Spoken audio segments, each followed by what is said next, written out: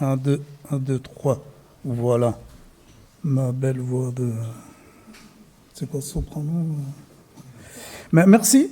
Merci Tanguy, merci Samela, merci Cyriane, merci Josia pour la régie, pour nous permettre à ce que ce culte soit possible.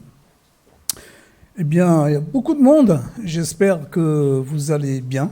C'est important en ce moment d'aller bien, d'avoir la santé, d'avoir toutes les choses qui vont avec aussi, une famille, des amis, un toit, de quoi se nourrir, de quoi pouvoir manger à sa faim, être libre, accessoirement pouvoir, pour certains, voir un match de foot, de l'Euro. Voilà, tout ça c'est bien, c'est bon. Et puis nous avons quasiment tous toutes ces choses, surtout en France, dans les pays occidentaux, pardon. On a peu ou prou toutes ces choses. Moi, je me sens assez privilégié parce que j'ai quasiment tout ça. Parfois, au niveau de la santé, c'est un peu en dents de scie, mais grâce à Dieu, j'ai tout ça. Et c'est un peu bizarre parce que des fois, quand on a tout l'essentiel, ben, on veut encore plus d'essentiel. Et quand on a l'essentiel et l'essentiel, eh ben, on commence à vouloir du superflu. On veut d'autres choses. Et bah, bien sûr, tout ça, c'est un frein à notre vie spirituelle. Et souvent, personnellement, j'ai tendance à me concentrer sur ces choses-là. Et c'est un frein pour moi au niveau de la vie spirituelle. Et on connaît cette hérésie, l'évangile de la prospérité, qui dit que si vous êtes un chrétien, vous êtes toujours en bonne santé, vous avez de l'argent, vous avez du succès dans vos affaires, vous êtes quasiment immortel. Et il y a le petit frère de cet évangile, l'évangile, je dirais, du confort spirituel qui va ensemble.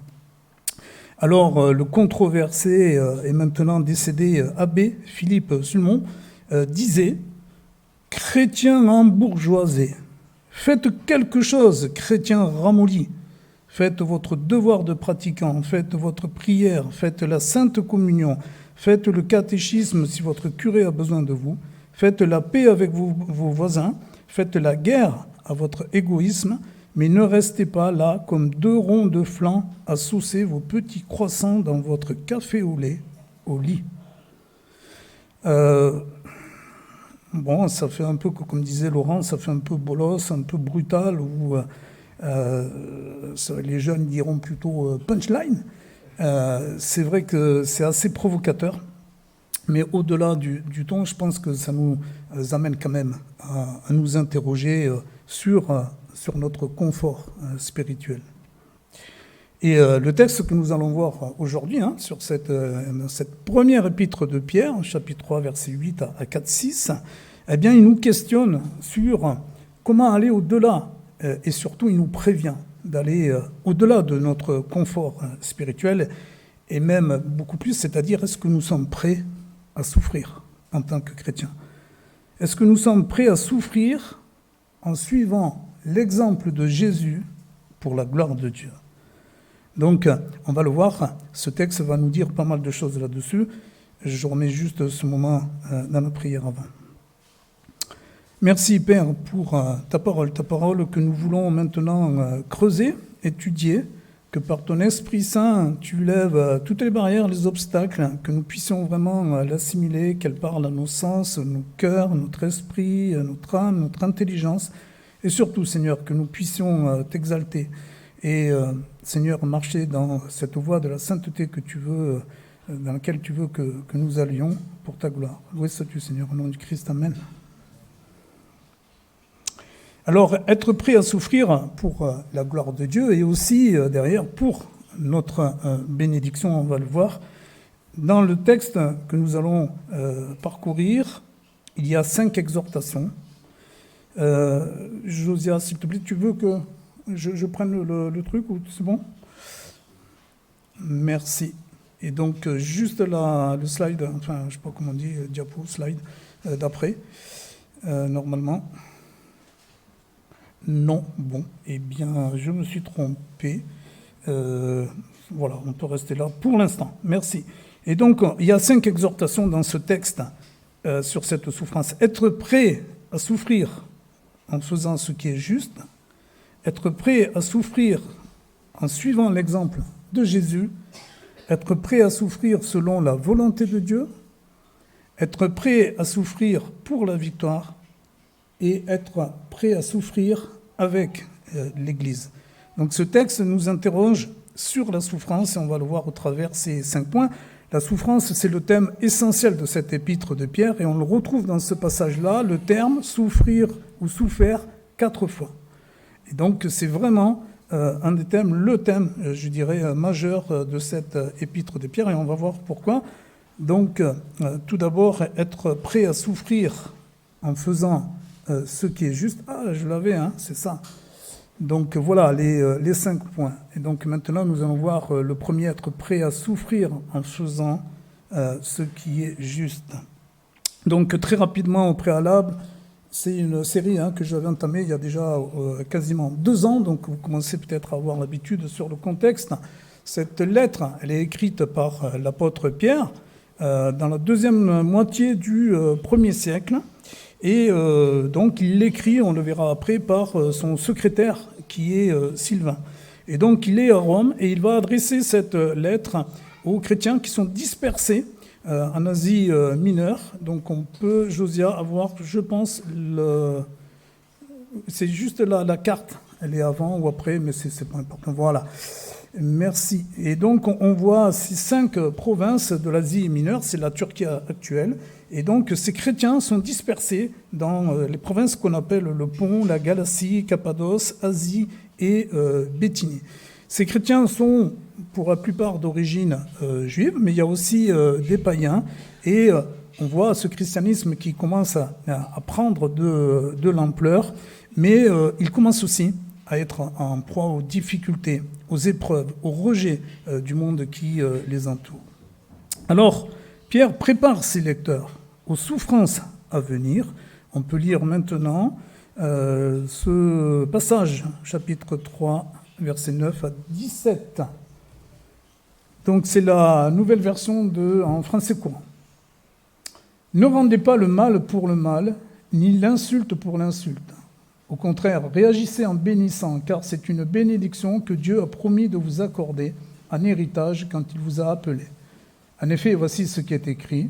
Celui qui veut aimer la vie et connaître des jours heureux, qu'il se garde de médire, qu'il se garde de prononcer des paroles de ruse, qu'il se détourne du mal, qu'il pratique le bien et qu'il recherche la paix avec persévérance. Car le Seigneur a les yeux fixés sur les personnes qui sont justes, prêts à écouter leurs prières. Mais le Seigneur s'oppose à celles qui font le mal. Qui vous fera du mal si vous êtes plein de zèle pour le bien? Même si vous aviez à souffrir parce que vous faites ce qui est juste, vous êtes heureux. N'ayez aucune crainte des autres et ne vous laissez pas troubler. Reconnaissez et honorez dans vos cœurs le Christ comme Seigneur. Tenez-vous toujours prêts à vous défendre face à tous ceux qui vous demandent de rendre compte de l'espérance qui est en vous. Mais faites-le avec douceur et respect. Ayez une conscience pure, afin que ceux qui insultent votre bonne conduite de chrétien aient à rougir de leur calomnie, car il vaut mieux souffrir en faisant le bien, si telle est la volonté de Dieu, plutôt qu'en faisant le mal. Donc à une trentaine d'années, ce christianisme, il va commencer à se répandre dans le pourtour méditerranéen, et il se répand dans un monde spirituellement hostile, troublé. Qu'est-ce qu'on voit dans cet empire gréco-romain ? Eh bien, il y a les cultes des forces de la nature, il y a les cités grecques et romaines avec leurs divinités qui vont souvent par deux, Zeus, Jupiter, Hermès, Mercure, Poséidon, Neptune, etc. Il y a le culte de l'empereur. L'empereur se prend pour un dieu et exige qu'on lui rende un culte. Et puis, il y a les religions orientales qui arrivent d'Égypte, de Perse, ces religions que l'on dit à mystère. Waouh! Et tout ça, ça fait un mélange, ce qu'on appelle aussi du syncrétisme. Et c'est dans ce contexte que va apparaître le christianisme. Cependant, le christianisme va se mettre en rupture, en tension, en opposition avec tout ça. Et surtout, c'est quelque chose qu'on n'a encore jamais vu. Les chrétiens, eh bien, ils font preuve de solidarité, ils font preuve d'amour, ils acceptent tout le monde et ils ne font pas de différence entre les riches, entre les pauvres, entre les femmes et les hommes. Alors, surtout envers les plus faibles, les esclaves, les femmes, les enfants. Les femmes, à cette époque-là, contrairement à ce qu'on croit, dans l'Antiquité, enfin dans cet empire romain, elles ont une condition qui est vraiment effroyable. Et en fait, il y a cette continuité de l'Ancien Testament, déjà dans la culture juive, malgré ce qu'on peut en dire, une société certes patriarcale, mais la femme, et la mère surtout, a déjà une position qui est déjà beaucoup plus revalorisée, quoi. Vous prendrez dans le livre des Proverbes, le dernier Proverbe 31 est une ode à la mère de famille vertueuse. Et donc les chrétiens vont apporter quelque chose qui est vraiment très très nouveau là-dedans. C'est une époque qui est dure, qui est difficile, c'est les guerres, c'est les épidémies, et ces chrétiens-là, ils apportent quelque chose de nouveau. Mais du coup, ça ne plaît pas. Donc les autorités vont commencer à les voir comme une menace pour leur empire. Et c'est ainsi qu'ils vont très rapidement, ces chrétiens, faire preuve, on va les accuser, ils vont faire l'objet d'accusations de calomnie. Il y en a 3, et c'est assez dur. Ces 3 calomnies, les accusations les plus fortes, c'est que les chrétiens, en fait, ne sont pas des religieux. C'est une secte d'athées, parce qu'ils n'ont pas les mêmes religions que les autres. Donc on considère que finalement, c'est des athées, ils ne croient pas en des divinités. Les chrétiens, deuxièmement, seraient des anthropophages, c'est-à-dire qu'ils mangeraient des corps humains, et surtout, pour les enfants, j'espère qu'il n'y en a pas trop, des enfants. Ils feraient des meurtres rituels dans lesquels ils mangeraient les enfants. Et troisièmement, ils pratiquent l'inceste en se livrant à des orgies nocturnes entre frères et sœurs. Alors ça, tout ça, on peut le retrouver dans un ouvrage qui est remarquable, qu'on étudie dans toutes les facs de théologie, c'est l'histoire de l'Église de Jean Comby, qui étaye tout ça avec des témoignages de l'époque, etc. Donc voilà un peu l'image qu'on est en train de cultiver sur les chrétiens. Alors les premières persécutions vont démarrer. On va commencer en l'an 64 à Rome. On va avoir, avec Néron, les premières persécutions. Il va y avoir un incendie à Rome et on va dire que c'est les chrétiens qui en sont responsables. Et c'est là qu'on va commencer à les jeter dans les cirques, dans les arènes, pour se faire manger par les bêtes. Et puis, on verra ça dans un autre passage, dans les versets après, plus tard. Mais voilà, Néron, par exemple, avait pris des chrétiens et puis il s'en servait de torches vivantes pour éclairer ses jardins privés, quoi. Donc, vraiment des choses effroyables qui commencent. Alors, on peut se dire, bon, ok, d'accord, c'était dur pour eux, et pour nous, c'est quand même un peu loin. L'Asie mineure, les Romains, le 1er siècle, en quoi est-ce que ça peut nous concerner? Et c'est vrai que dans nos pays occidentaux et en France, la France n'apparaît pas dans l'index mondial des pays où les chrétiens sont persécutés. On est libre, on le voit, de se réunir. Et on peut, alors, entre guillemets, témoigner à peu près librement de notre foi, même si de plus en plus on le voit, on commence à nous dire, bon, témoignez de votre foi, mais chez vous, pas trop dans l'espace public. Alors, on a quand même bénéficié de toute une série là, de siècles où ça a été quand même assez calme chez nous. Et est-ce que finalement ce calme est normal? Et si finalement les choses venaient à changer? Vous l'avez remarqué, en France et en Occident, nous vivons dans une société que l'on appelle séculière, c'est-à-dire où Dieu n'est plus présent dans l'espace, la sphère publique. Alors, on a des idéologies qui se sont affermies depuis quelques siècles déjà et qui maintenant commencent vraiment à prendre toute leur ampleur. On a ce qu'on appelle le laïcisme, c'est la forme exacerbée de la laïcité. Vincent Peillon, qui était l'ancien ministre de l'Éducation nationale sous le gouvernement Hollande, a écrit « Il faut une religion universelle, ce sera la laïcité ». Et il a écrit plein de bouquins, c'est vraiment, lui, un fan du laïcisme. C'est vraiment une religion, celle de la République, mais sans Dieu. Surtout pas Dieu. Il y a aussi cette idéologie qu'on appelle le transhumanisme. Alors là, c'est d'utiliser toutes les nouvelles technologies pour parfaire l'homme, pour en faire, je caricature, une espèce de Robocop. Quasiment, l'idée, c'est un homme qui ne mourra pas, qui est très fort et qui a des facultés au-delà de ce qu'on peut avoir aujourd'hui. Il y a toutes les théories du genre aussi, qui sont aujourd'hui de plus en plus portées, cultivées. Et il y a le scientisme. Le scientisme, c'est la science. La science a réponse à tout. Et finalement, la science, on en fait une religion.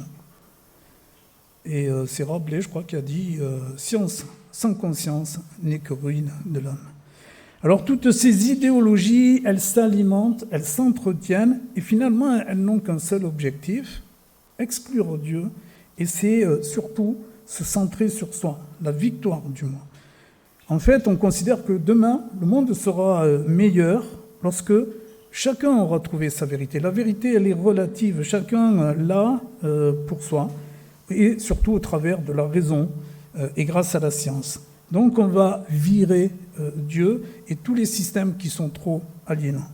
Et en fait, toutes les choses comme le bien, le mal, la vérité, les vertus, tout ça devient très relatif.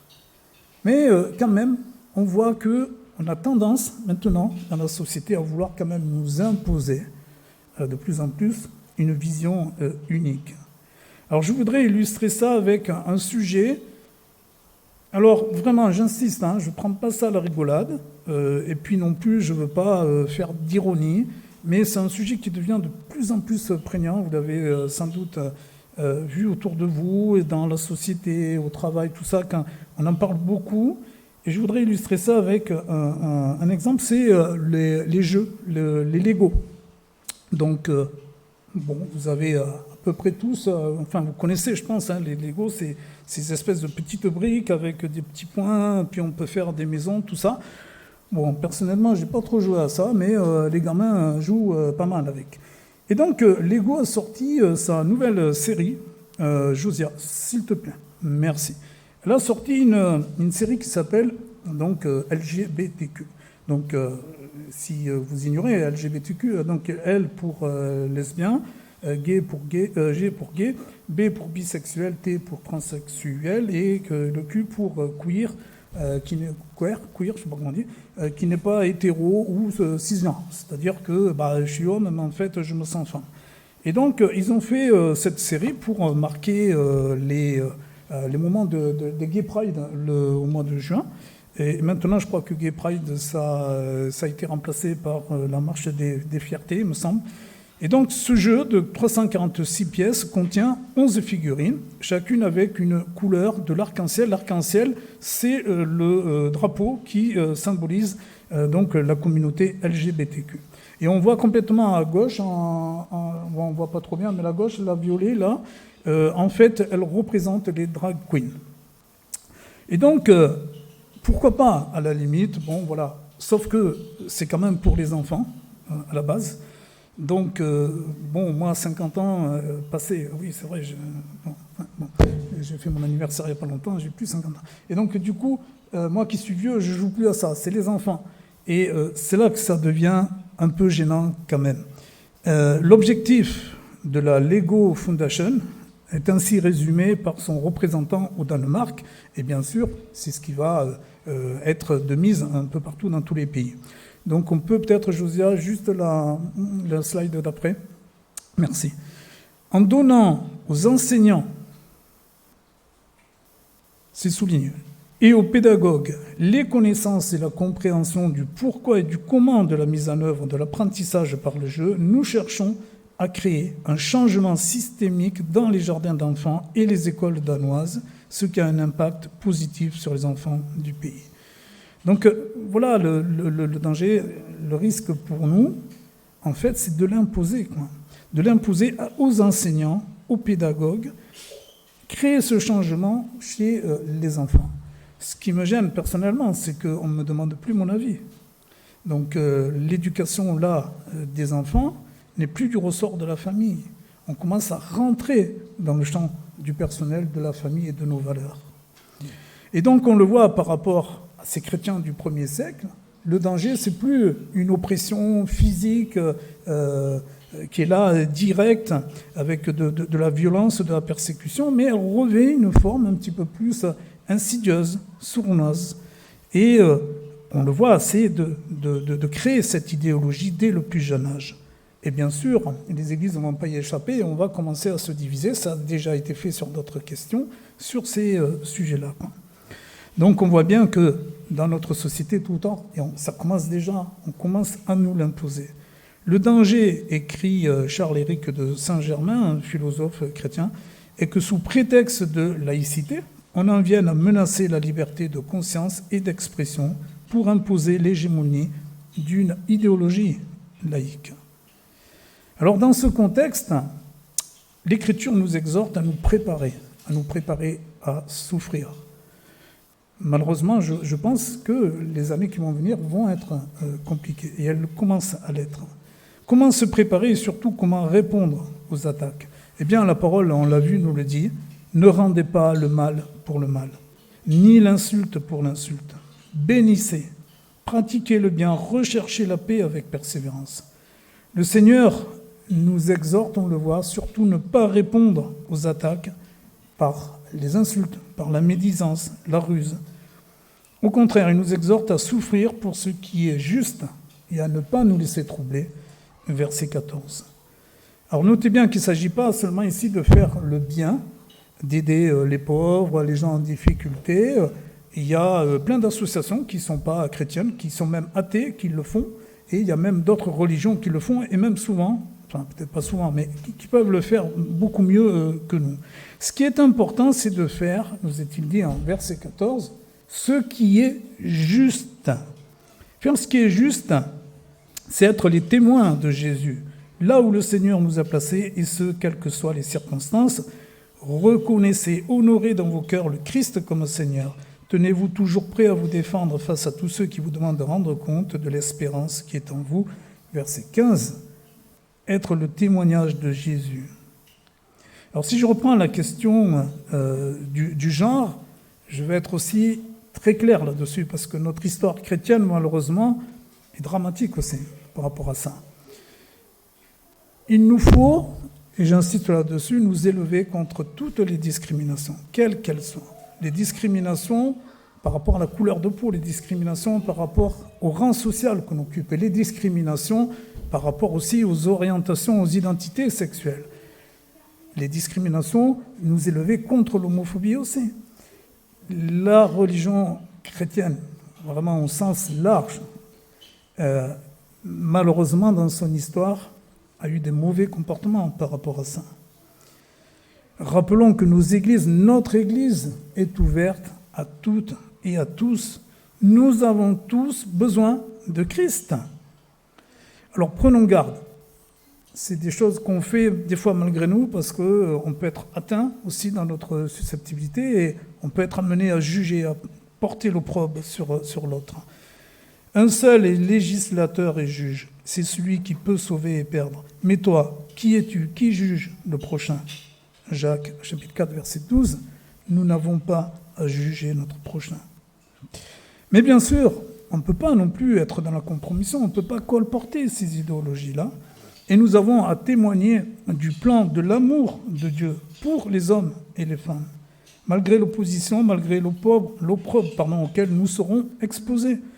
Faites-le quand même avec douceur, respect. Ayez une conscience pure, afin que ceux qui insultent votre bonne conduite de chrétiens aient à rougir de leur calomnie. Verset 16. Être prêt maintenant à souffrir en suivant l'exemple de Jésus. Josias, s'il te plaît, juste la prochaine slide. Voilà, merci. Donc les versets 18 à 22. En effet, le Christ lui-même a souffert à cause des péchés des humains, une fois pour toutes, lui l'innocent pour des coupables, afin de vous amener à Dieu. Il a été mis à mort dans son corps humain, mais il a été rendu à la vie par l'Esprit Saint. Par la puissance de cet Esprit, il est même allé proclamer la bonne nouvelle aux esprits emprisonnés. Ce sont ceux qui autrefois ont résisté à Dieu, quand celui-ci attendait avec patience à l'époque où Noé construisait l'arche.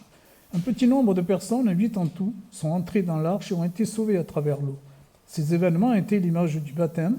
Celui-ci ne consiste pas à laver la saleté corporelle, mais à demander à Dieu une bonne conscience. Et c'est ainsi que vous êtes sauvés maintenant, vous aussi, grâce à la résurrection de Jésus-Christ. Celui-ci est allé au ciel et se tient à la droite de Dieu, où les anges et les autres autorités et puissances célestes lui sont soumis. Alors nous ne pouvons pas souffrir comme Jésus, mais nous pouvons marcher dans ses traces, nous pouvons suivre son exemple. Jésus, bien sûr, c'est le seul juste qui a existé sur cette terre. C'est Dieu fait homme, il n'y en aura pas d'autre. Et par sa souffrance volontaire, il nous permet la réconciliation avec Dieu.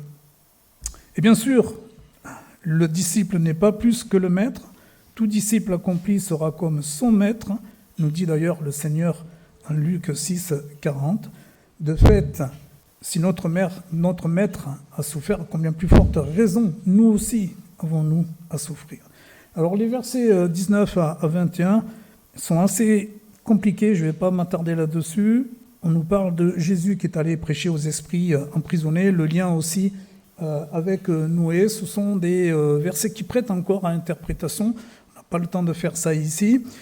Juste pour l'anecdote, très rapidement, ce verset 19, aussi un peu repris avec Éphésiens 4, 9, donc l'idée de Jésus qui est allé prêcher aux esprits en prison au temps de Noé, eh bien ça a inspiré le symbole des apôtres, que l'on appelle le credo aussi, où il y a 12 articles, je crois, et ça commence par « Je crois en Dieu, le Père Tout-Puissant, Créateur du ciel et de la terre, en Jésus-Christ, son Fils unique, notre Seigneur, qui a été conçu du Saint-Esprit, né de la Vierge Marie, a souffert sous Ponce Pilate, a été crucifié, est mort et a été enseveli, est descendu aux enfers. » C'est ces versets-là qui ont inspiré ça au Père de l'Église. Alors, sans rentrer dans le détail, moi je pense qu'on peut retenir deux idées forces vraiment là-dessus. Tout simplement, Jésus est victorieux. C'est ce qui nous est écrit ici. Jésus a vaincu. Et par son esprit, sa deuxième idée, eh bien, Jésus agit en tout temps. Il a agi avant Noé, il agit pendant Noé, et il agit encore maintenant. Et cet esprit, vous êtes tous, on en a été tous encore témoins dimanche dernier, en tout cas les derniers dimanches, c'est cet esprit qui a fait que nous ayons eu des baptêmes ici. Et donc, c'est un lien aussi avec les premiers versets de cet épître où l'apôtre nous dit que notre espérance est vivante parce que Jésus est vivant. Il siège au ciel, nous dit-on, et il a soumis les autorités, les puissances et les anges. Voyons maintenant comment être prêt à souffrir selon la volonté de Dieu. C'est les 4 premiers versets du chapitre 4. Puisque le Christ a souffert dans son corps, vous aussi armez-vous de la même façon de voir. Celui qui a souffert dans son corps en a fini avec le péché. Dès maintenant, vous devez donc vivre le reste de votre vie terrestre selon la volonté de Dieu et non selon les désirs humains. En effet, vous avez passé autrefois suffisamment de temps à en faire ce qui plaît aux païens. Vous avez vécu dans la débauche, les mauvais désirs, les saouleries, les orgies, les beuveries, le culte interdit des idoles. Et maintenant, les païens trouvent étrange que vous ne vous livriez plus avec eux au débordement d'un comportement malfaisant et ils vous insultent. Juste avant, au verset 17, il nous était dit que nous aurons à souffrir si telle est la volonté de Dieu. Et là aussi, il faut bien se comprendre. La souffrance, ce n'est pas une fin en soi. On n'a pas un Dieu sadique qui va prendre du plaisir, qui nous envoie là souffrir juste pour souffrir.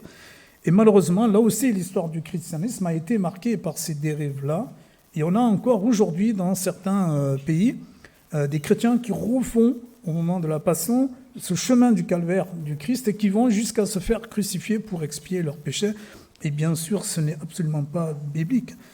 L'affliction, autre terme pour la souffrance, eh bien, tout simplement, elle est inhérente à la vie chrétienne. En devenant chrétien, nous allons, tôt ou tard, être confrontés à l'opposition et au rejet.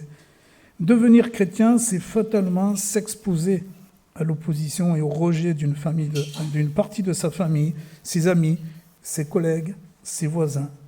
C'est inévitable. Le rejet, l'insulte, la raillerie, la moquerie, et pire, la persécution, sont les marques incontournables du chrétien. Lorsque je me suis converti dans ma famille, voilà, ils ne comprenaient pas, mais ils disaient, mais comment est-ce que tu as pu tomber là-dedans ? Voilà, et quand on va parler au travail avec des amis, eh ben, il y a des voisins, une fois que vous avez dit que vous étiez chrétien, que vous les invitez, ok, bon, ben, au revoir, on ne voit plus. C'est la marque incontournable du chrétien. Témoigner de sa foi, c'est fatalement être en rupture avec le monde qui nous entoure. Et maintenant, les païens trouvent étrange, nous est-il dit, que vous ne vous livriez plus avec eux au débordement d'un comportement malfaisant et ils vous insultent. Alors, les lecteurs de Pierre avaient, pour certains, participé à des débauches, à des orgies, tout ça. Alors, là aussi, juste un éclairage, c'est qu'en fait, à l'époque, il n'y avait pas d'industrie, c'était surtout de l'artisanat. Et les artisans étaient organisés par corporations, et chaque corporation avait des divinités. Et ils étaient obligés de se livrer à des rituels pour participer à ces corporations. Lorsque vous étiez artisan et que vous adhérez à cette corporation, il fallait faire toutes ces choses-là en l'honneur des divinités qui étaient desservies.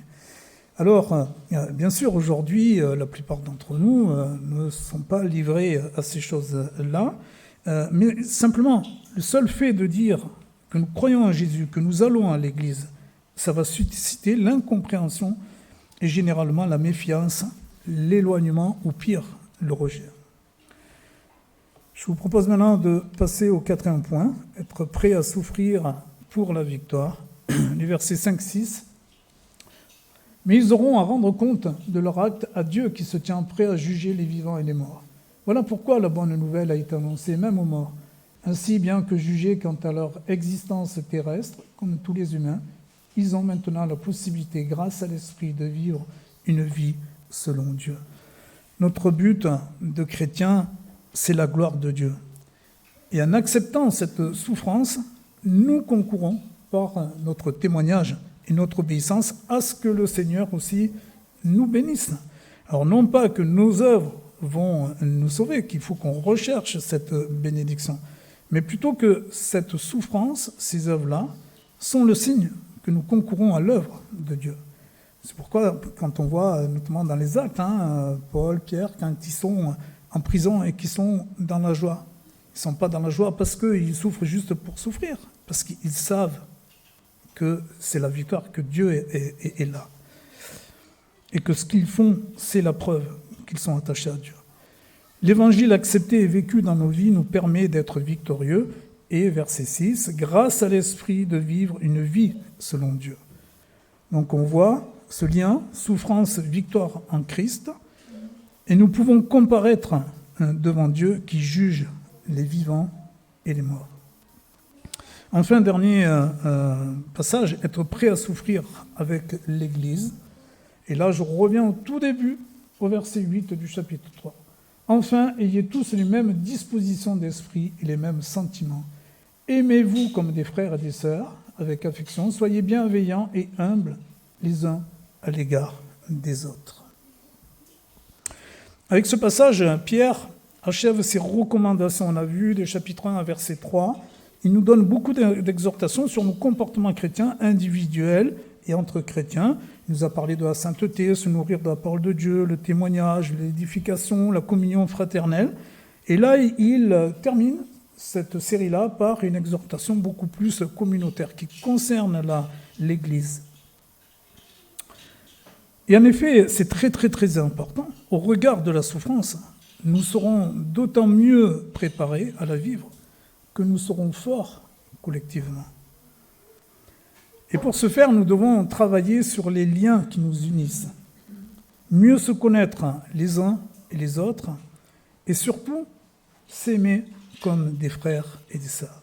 Alors c'est pas simple parce que nous avons nos histoires, nos cultures, nos traumatismes, nos difficultés, nos caractères, nos défauts, toutes ces choses-là qui font que c'est parfois compliqué, mais le Seigneur vraiment, il appuie là-dessus, il nous incite à exhorter, à dépasser ces différences pour accéder, nous dit-il, très fort, même disposition d'esprit et les mêmes sentiments.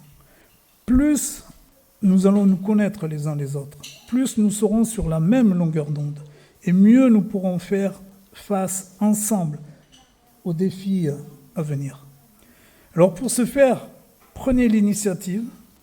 C'est ce que disait notre abbé Sulmon au tout début, là, de laisser nos croissants, nos cafés, et puis de se bouger.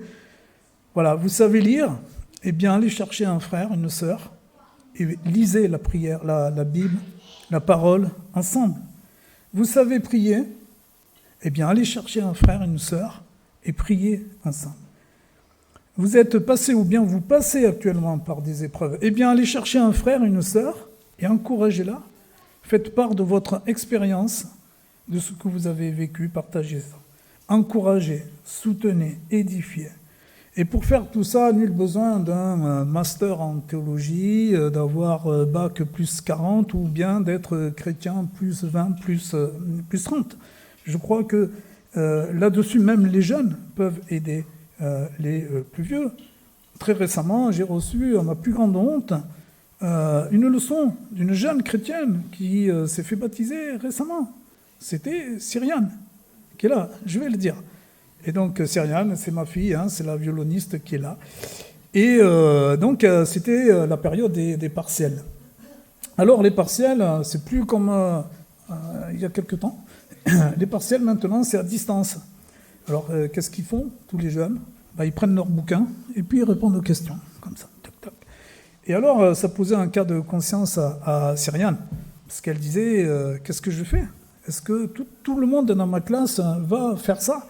Alors je dis, mais c'est quoi les règles du jeu? Ils ne le disent pas, c'est censé être interdit, mais les gens ils prennent tous leur cahier, tout le monde se moque un peu de moi ou me dit, voilà, alors qu'est-ce que tu vas faire? Parce que Cyriane, en fait, voulait le faire comme un normal, sans tricher, sans se servir de ses cours. Bon, moi, j'ai vu un peu la compétition, la comparaison avec les autres. Et j'ai dit, attends, si les autres ils le font, tu vas pas te mettre en effort, t'as qu'à faire comme les autres. Voilà. Et puis, elle ne m'a pas écouté. Elle m'écoute pas souvent d'ailleurs. Et finalement, elle a passé ses partiels et elle les a passés avec succès et elle était contente. Et ça m'a donné une bonne leçon. Merci, Cyriane.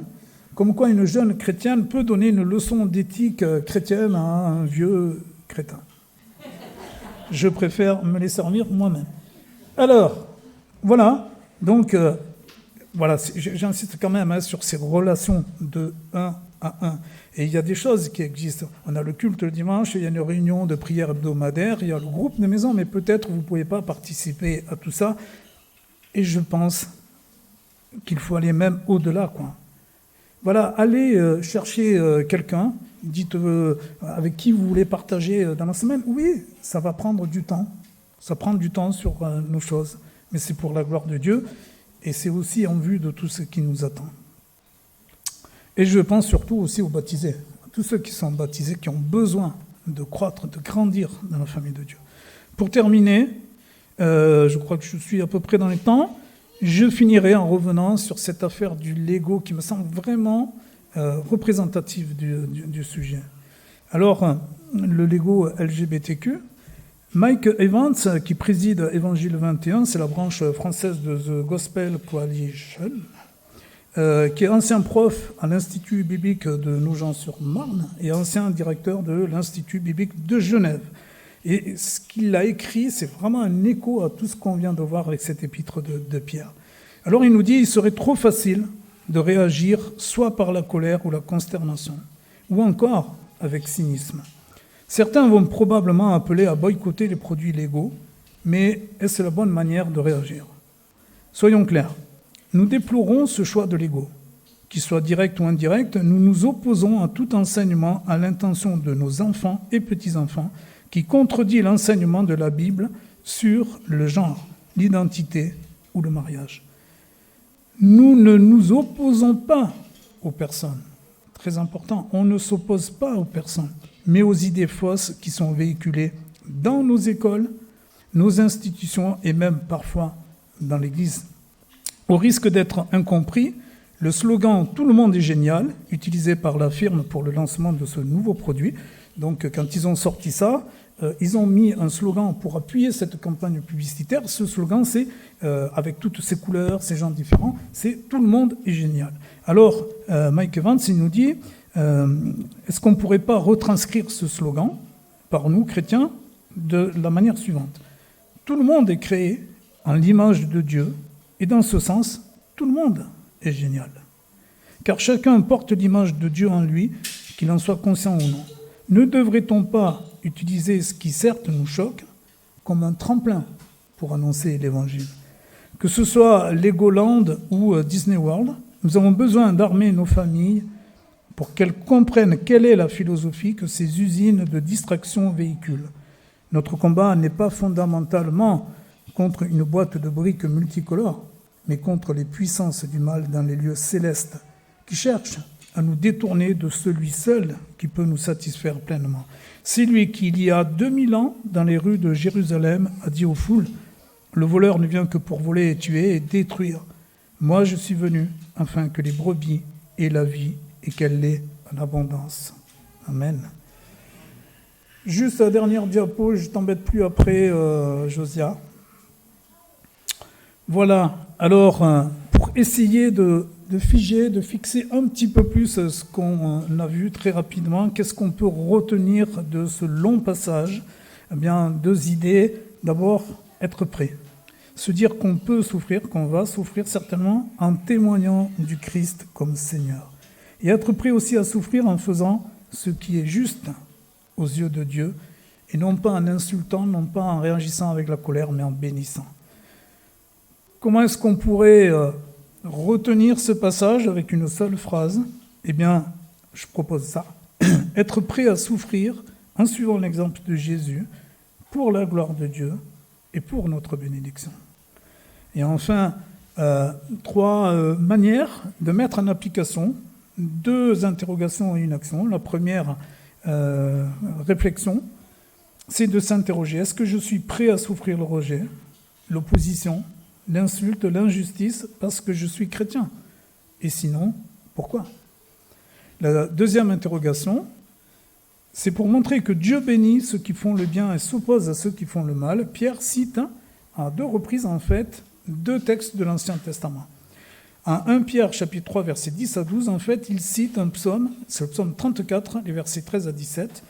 Et dans 1 Pierre, chapitre 3, verset 14, il cite un texte de l'Ancien Testament qui est plus particulièrement celui d'Ésaïe en 8, 12, 13. Et dans ces textes-là, on nous dit que Dieu bénit ceux qui font le bien.